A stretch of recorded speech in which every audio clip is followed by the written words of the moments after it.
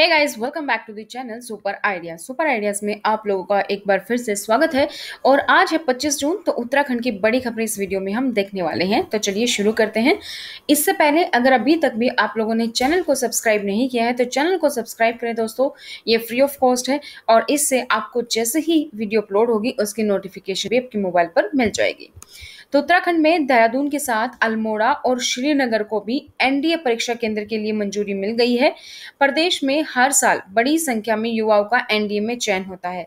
देहरादून के साथ ही अल्मोड़ा और श्रीनगर गढ़वाल में एनडीए परीक्षा के लिए केंद्र बनाए जाने से युवाओं को यहाँ के बड़ी सुविधा मिलेगी। देहरादून में आयोजित कार्यक्रम में मिनिस्ट्री ऑफ एसजेएनई तथा प्रदेश सरकार के द्वारा वरिष्ठ नागरिकों के कल्याण के लिए senior citizen national helpline number जो है शुरू की गई है, जो है 14567। इसका उत्तराखंड में शुभारंभ किया गया है। 1 जुलाई से देश भर में ड्राइविंग लाइसेंस के नए नियम लागू होने जा रहे हैं। अब आपको ड्राइविंग लाइसेंस बनवाने के लिए आरटीओ जाकर टेस्ट देने की जरूरत नहीं पड़ेगी। तो सड़क और परिवहन मंत्रालय की ओर से जारी नए नियमों के मुताबिक कोई भी व्यक्ति जिसने किसी भी सरकारी मान्यता प्राप्त ड्राइविंग लाइसेंस ट्रेनिंग सेंटर से टेस्ट पास किया है तो उसे लाइसेंस के लिए अप्लाई करते वक्त आरटीओ में होने वाले ड्राइविंग टेस्ट से मुक्त रखा जाएगा। यानी उसे आरटीओ में ड्राइविंग टेस्ट नहीं देना होगा। उसका driving licence private driving training centre के सर्टिफिकेट पर ही बनाया जाएगा।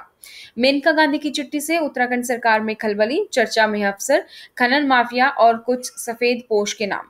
बाजपुर और बैल पड़ाव में माइग्रेटरी बर्ड कम्युनिटी रिजर्व जिनका ड्रीम प्रोजेक्ट है, उनके माफिया नेता से लेकर अफसरों का बड़ा गठजोड़ काम कर रहा है। इस मामले में भाजपा के 2 बड़े नेताओं के नाम सामने आए हैं।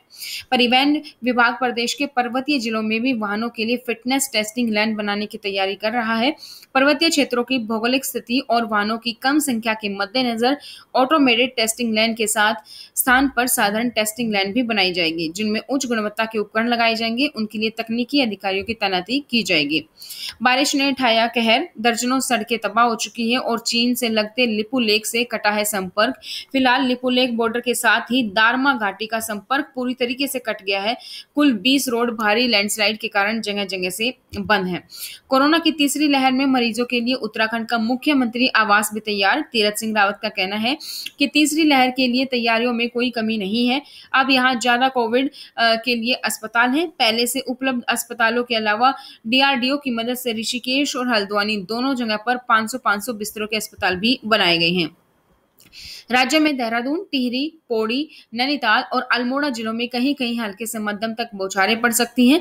इन जिलों के लिए येलो अलर्ट जारी किया गया है। मौसम विज्ञान विभाग के अनुसार राज्य में 28 तक गढ़वाल से लेकर कुमाऊं तक कहीं कहीं हल्की से मध्यम तक बारिश के आसार हैं। हालांकि 26, 27 और 28 के लिए किसी तरीके का अलर्ट जारी नहीं किया गया है। मौसम वैज्ञानिक रोहित थापियाल के अनुसार छिटपुट बारिश के अलावा भारी बारिश के आसार अगले 3-4 दिनों में नहीं है। तो बस आज के लिए ज्यादा बारिश के आसार हैं। मजदूर से भी कम वेतन, उत्तराखंड के 3 मेडिकल कॉलेज के ट्रेनी डॉक्टरों का कार्य का बहिष्कार। उत्तराखंड के तीनों मेडिकल कॉलेज के 340 ट्रेनी डॉक्टर इस समय कार्य बहिष्कार पर हैं। डॉक्टरों का कहना है कि उन्हें 7,500 रुपए बतौर वेतन दिया जा रहा है, जो कि एक दैनिक मजदूर की मजदूरी से भी कम है। उत्तराखंड में कोरोना के 24 घंटे में 118 नए संक्रमित केस मिले, 3 की मौत हुई और 250 मरीज ठीक हुए हैं। उत्तराखंड में अब कोरोना संक्रमण के मामले कम हो रहे हैं, वहीं रिकवरी रेट 95.40% पहुंच चुकी है। रुड़की में सरकारी भूमि से मूर्ति हटाने गई टीम पर पथराव, पुलिस ने लाठियां भांजकर खदेड़ा।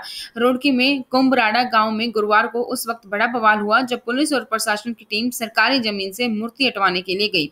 इस दौरान गांव वालों ने टीम पर पथराव किया, जिसमें कोतवाल सहित कई पुलिसकर्मी भी घायल हुए।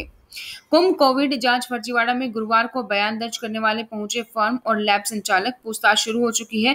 महाकुंभ के दौरान हुए कोरोना जांच घोटाले में गुरुवार को मैक्स कॉर्पोरेट सर्विस व नलवा लैब के प्रतिनिधियों से पूछताछ शुरू हो गई है। एसआईटी के पहले मुख्य विकास अधिकारी पूछताछ कर रहे हैं।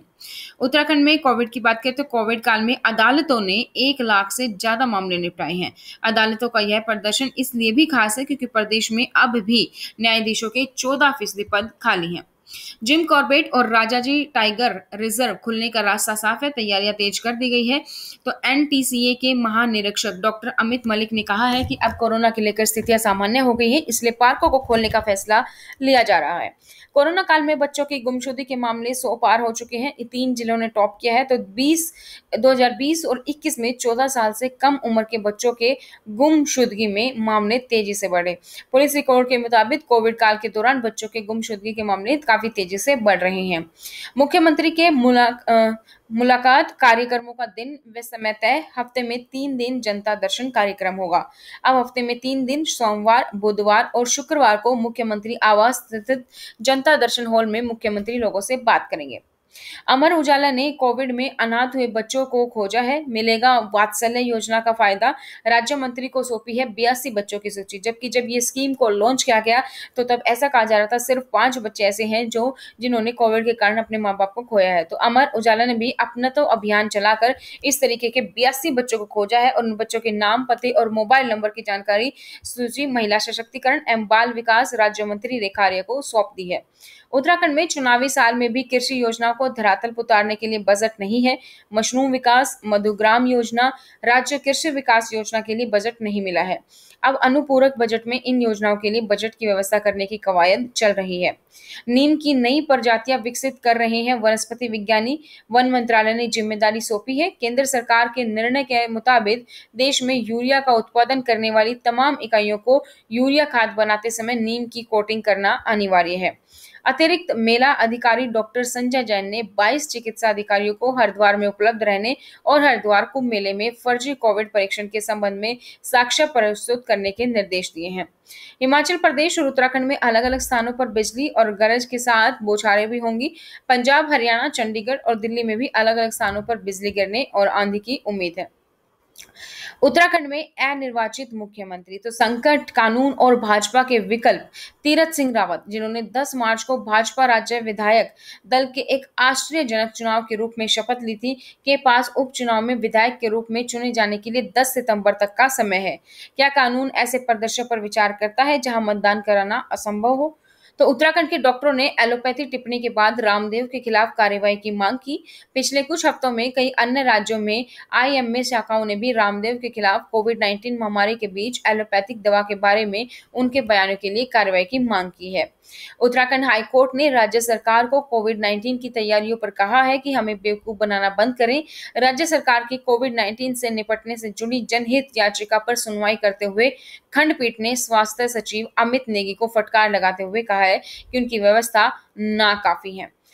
4 धाम यात्रा स्थगित करें या रद्द करें, उत्तराखंड उच्च न्यायालय ने राज्य सरकार से कहा, क्योंकि उपन्यास कोरोना वायरस का डर अभी नहीं थमा है और उत्तराखंड उच्च न्यायालय ने बुधवार को राज्य सरकार से धार्मिक स्थलों को फिर से खोलने के अपने फैसले पर विचार करने के लिए कहा है, जिसमें भारी भीड़ को आमंत्रित किया जा सकता है। उत्तराखंड सरकार ने हाल ही में प्रतिबंध को हटाते हुए घोषणा की थी कि 4 धाम की यात्रा 1 जुलाई से शुरू होगी। तो ये थी दोस्तों अपडेट। इसी तरीके से उत्तराखंड से जुड़ी हर एक खबर से अपडेटेड रहने के लिए अगर अभी तक आप लोगों ने चैनल को सब्सक्राइब नहीं किया है तो चैनल को सब्सक्राइब करें और बेल आइकन को प्रेस करना ना भूलें। आज की वीडियो में दोस्तों इतना ही, फिर मिलेंगे नई जानकारी के साथ। तब तक thank you so much, bye bye, take care. Video को लाइक करें, शेयर करें।